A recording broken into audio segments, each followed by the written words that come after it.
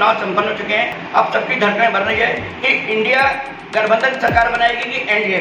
इसको लेके हर शहर में, चौराहे पे, गलियों में, घरों में और जहाँ जहाँ लोग बैठे हैं, चाय पी रहे हैं, इस वक्त शाम का वक्त है, इस बेसब्री से इंतजार कर रहे हैं कि एग्जिट पोल में क्या होगा। और इसके लिए लोग कम से कम 44 दिन से इंतजार कर रहे थे। कोई कभी सपा सरकार, कभी बसपा सरकार, कभी एनडीए, कभी टीएमसी, तमाम मुद्दे लोग उठा रहे थे और तमाम मुद्दों पर चर्चा हो रही थी, लेकिन वो समय खत्म हो गया है। शारदा मीडिया हाउस ने एक डिबेट आयोजित की है और इसमें लोगों से जानना चाहेंगे, शहर के गणमान्य लोग हैं, ये इनका क्या कहना है कि सरकार किसकी बनेगी और इनके क्या उम्मीद है, किसको कितनी सीट मिलेगी। सबसे पहले सर चांदी जी, आपका क्या कहना है कि आप भी 44 दिन से लगे हैं और लगातार आप लोगों से चर्चा कर रहे हैं कि कितनी सीटें आएंगी, एनडीए की या इंडिया गठबंधन की, आप क्या मानते हैं? सरकार एनडीए की बनेगी, 300 के आसपास एनडीए की सीटें। आपको क्या लग रहा है कि जिस तरह राहुल गांधी ने और अखिलेश ने यूपी के अंदर एक तहलका मचाया था, उसका कितना असर पड़ेगा? कांग्रेस की सीटें बढ़ेंगी, कुछ इम्प्रूवमेंट होगा। राहुल गांधी जी ने मेहनत की है, लेकिन सरकार जो है एनडीए की।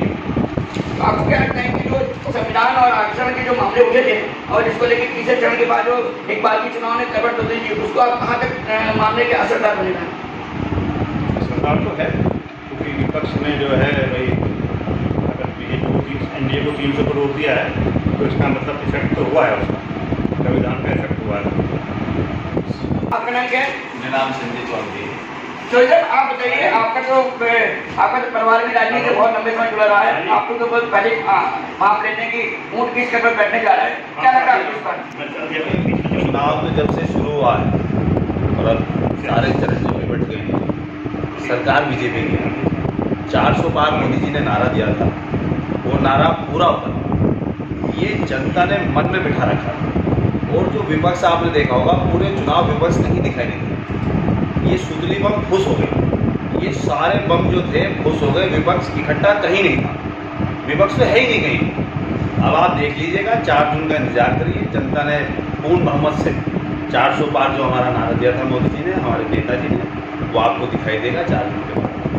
जो अखिलेश और राहुल जी जोड़ी थी, कितना असर डालेगी? कुछ भी नहीं है, ये पहले से फ्लॉप जोड़ी है, ये पहले कुछ नहीं कर पाए, ना ये आगे कुछ कर पाएंगे। देश ने इन्हें नकार रखा, ये देश में नकारात्मक ऊर्जा लगा के गलत बयानबाजी करने वाले लोग हैं, इनका कहीं कुछ नहीं। आप चाहते हैं हाउस के टाइटल में है, तो आपका राजनीति पे बहुत ज़्यादा आकलन लगता है, आपको क्या लगता है कि इस बार क्या होगा? इस बार 50-50 चांस है कि सरकार बीजेपी या कांग्रेस की बने। 50% का मानते हैं आपने तो देखा। इस बार विपक्ष पहले के मुकाबले काफ़ी मजबूत रहा है, और जबकि बीजेपी बैकफुट पे रही। इसके मेन कारण क्या मानते हैं? देश में विकास ना होना सबसे प्रमुख कारण है, और बेरोजगारी। तो आपको लगता है कि अगला प्रधानमंत्री राहुल गांधी बने जा रहे हैं? नहीं, ऐसा नहीं है, वो तो इंडिया गठबंधन से डिसाइड होगा कि कौन प्रधानमंत्री है। आपका नाम क्या है?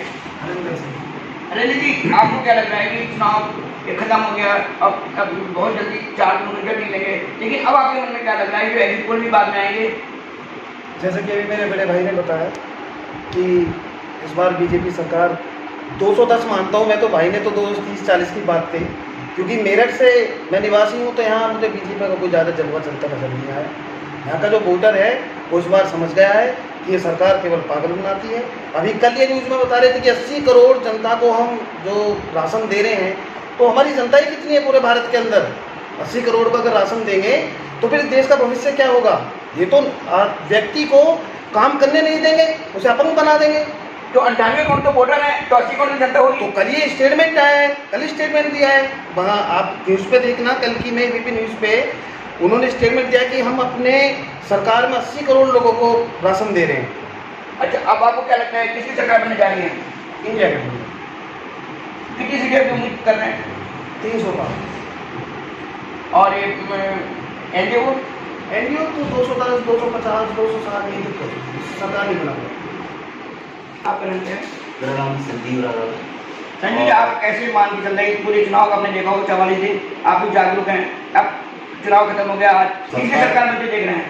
मेरा मानना है सरकार तो बनेगी बीजेपी की, लेकिन बीजेपी को भी एक थोड़ा सा अपना एटीट्यूड चेंज करना पड़ेगा कि वही परफेक्ट है, वो नहीं, ऐसा नहीं है। उनको जो सामाजिक है और जो प्रैक्टिकल प्रॉब्लम्स है ना इस टाइम सब जगह, शहरों में, गाँव में, देहातों में, ये अनाज बांट के आप हरामखोरी मत सिखाओ लोगों को, आप उनको रोज़गार दो ना। खाना खाने की, फ्री में खाना खिलाने की आदत देने की क्या ज़रूरत, अब उनको रोज़गार दो, इंडस्ट्री दो।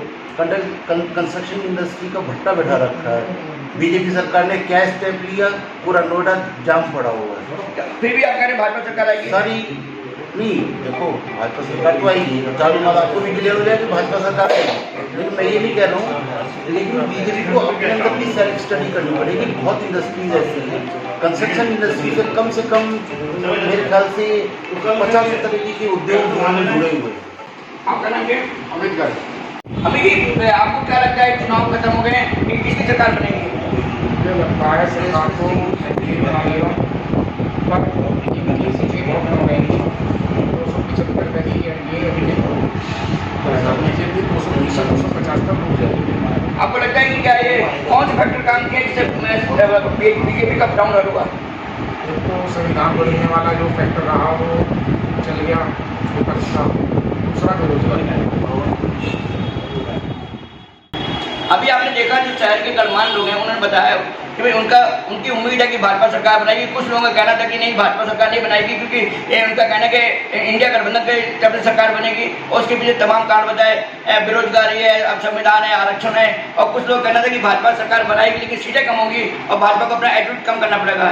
ये तो आने वाला वक्त बताएगा कि सरकार भाजपा बनाएगी कि इंडिया गठबंधन, इसके लिए 4 दिन तो इंतजार करना पड़ेगा। कैमरामैन इमरान साहब, ज्ञान प्रकाश, सारदा एक्सप्रेस।